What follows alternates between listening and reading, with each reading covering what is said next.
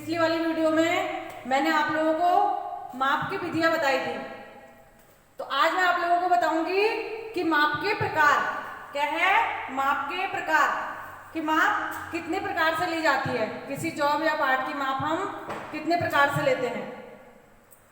तो देखिए, सबसे पहले लंबाई के माप कि हम लंबाई के माप किसी जॉब की कैसे लेते हैं, मतलब लंबाई और उसकी क्या है लंबाई की माप क्या है। जॉब या पार्ट के वे माप जिसमें उसकी लंबाई, चौड़ाई, मोटाई, ऊंचाई व व्यास को दर्शाया जाता है, वे माप सीधी रेखा में मापे जाते हैं, उन्हें लंबाई के माप कहते हैं। तो हम जो लंबाई के माप है वो किससे लेते हैं? Steel rule, vernier calliper, micrometer, जो क्या है रेखा में, सीधी रेखा में मापते हैं। तो हम किससे? इन चीजों से लेते हैं, तो उसको क्या कहते हैं हम? लंबाई के माप। अब दूसरे नंबर पे है कोण वाले माप। कोण वाले माप क्या है? जब हम किसी दो पार्ट को मिलाते हैं, आपस में उनकी जो सतह जुड़ती है तो वो आपस में कोण बनाती है।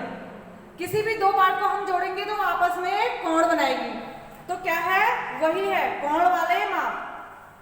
पार्ट की दो सतह जब आपस में मिलती है तो कोण बनाती है। कोण को मापने की माप को कोणीय माप कहते हैं। जब हम किसी पार्ट या जॉब को आपस में जोड़ेंगे, दो पार्टों को, उनकी सतह क्या करेगी? आपस में जब जुड़ेगी एक कोण बनाएगी। तो उसको जो हम मापते हैं, उसके जो कोण को बीच में जो हम मापते हैं उसको क्या कहते हैं? कोणीय माप कहते हैं। तो उसको हम किस किस से मापते हैं? इसे कॉम्बिनेशन वेबर, साधारण प्रोडक्टर आदि से मापते हैं। अब देखिए, रेडियल वाले माप, जिससे हम रेडियल वाले माप कहते हैं, क्या है? उत्तल तथा अवतल वाले सतहों की माप को रेडियल वाले माप कहते हैं। जिसकी सतह क्या होती है? उभरी हुई होती है और अंदर को चपटी होती है, तो उसको हम क्या कहते हैं? रेडियल माप। इसे radius gauge, plug gauge, ring गेजों द्वारा मापा जाता है। तो रेडियल वाली माप को हम किस किस से मापते हैं? Radial gauge, plug gauge, ring गेजों द्वारा। अब आते हैं समतल सतल के माप। किसकी? उसकी जॉब या पार्ट की समतल सतह, उसकी सतह के मापने को, उसकी समतलता को मापने को क्या कहते हैं? समतल सतह की माप। पार्ट या जॉब की समतल सतह के माप को समतल माप कहते हैं। यदि हमने किसी की उसकी सरफेस चेक करनी है, उसमें कितना वो है, फिनिशिंग है, तो उसको क्या कहेंगे? समतल सतह वाले माप। तो इसे हम किस किस पे नापते हैं? इसे surface plate, dial test indicator और स्ट्रेट एज से मापते हैं। देखिए, सरफेस प्लेट हमें दिखा देगी कि कितना सरफेस है वो, और उसके बाद क्या? डायल टेस्ट इंडिकेटर, वो भी हमें किसी की सरफेस को दिखाता है। तो इसलिए हम क्या करते हैं? समतल सतह की माप जो है surface plate, dial test indicator और स्ट्रेट एज, जैसे नाम से ही पता चल रहा है, सीधी जो है, जो कि स्ट्रेट एज, उससे। अब देखिए, अब क्या है? Marking tool. मार्किंग टूल में हमारे बहुत सारे आते हैं। जैसे सबसे पहले हम क्या पढ़ेंगे? डिवाइडर।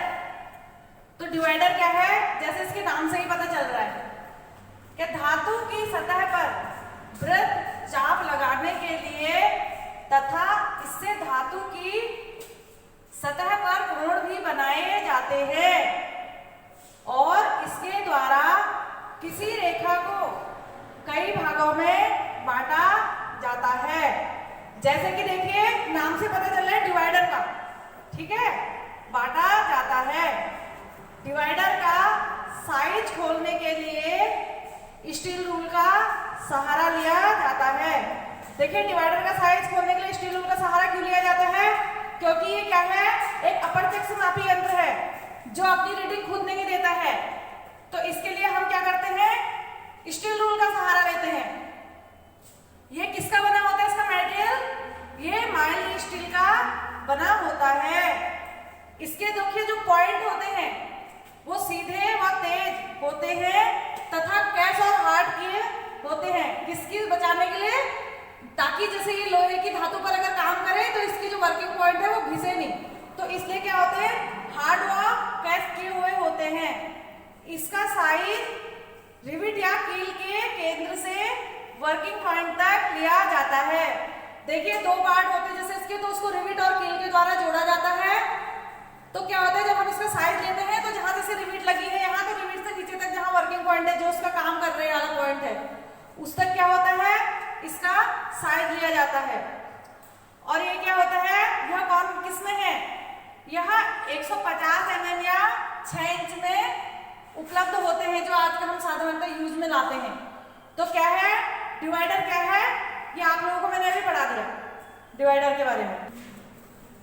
अभी मैंने आपको बताया कि डिवाइडर क्या है और उसका क्या क्या यूज होता है। तो आप देखिए, आप क्या है, डिवाइडर के प्रकार, मतलब डिवाइडर कितने प्रकार के होते हैं। तो देखिए क्या है, डिवाइडर के बनावट के आधार पर डिवाइडर दो प्रकार के होते हैं।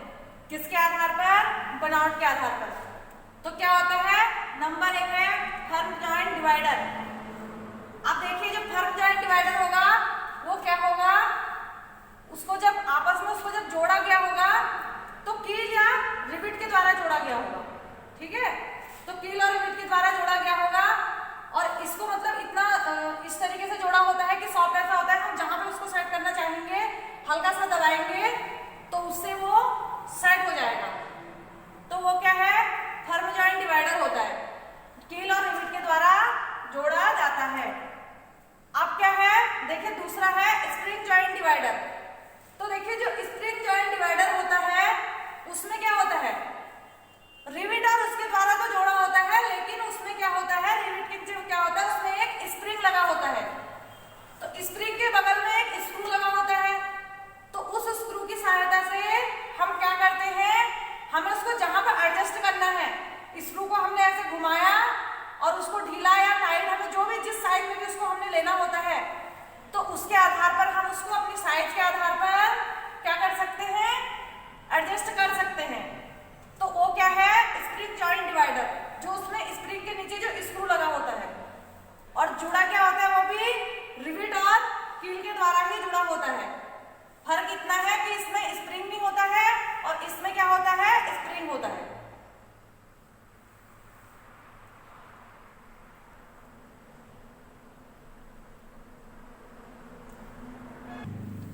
आप देखिए डिवाइडर के प्रकार बताए ना, आप देखिए क्या है, फर्म जॉइंट डिवाइडर के प्रकार। जो हमारा फर्म जॉइंट डिवाइडर है वो कितने प्रकार का होता है, तो देखिए वो क्या होता है, वो निम्नलिखित प्रकार का होता है। सिंपल फर्म जॉइंट डिवाइडर, तो क्या है, जो सिंपल फर्म जॉइंट डिवाइडर होगा वो सिंपल ही होगा, वो रिविट के द्वारा ऊपर से जुड़ा होगा, ऐसे उसकी दोनों टांगों को इस तरीके से जोड़ के बनाया गया होगा, जो होगा सिंपल। अब आते हैं फर्म जॉइंट विग डिवाइडर। तो इस डिवाइडर में क्या होगा, ये रिविट के द्वारा तो जुड़ा होगा, लेकिन इसके एक साइड की साइड को क्या होगी, एक विग लगी होगी, नट लगी होगी इस टाइप की, तो वो क्या हो गया, फर्म जॉइंट विग डिवाइडर, नाम से पता चल रहा है। अब क्या आते हैं तीसरे नंबर पर, needle point firm joint divider.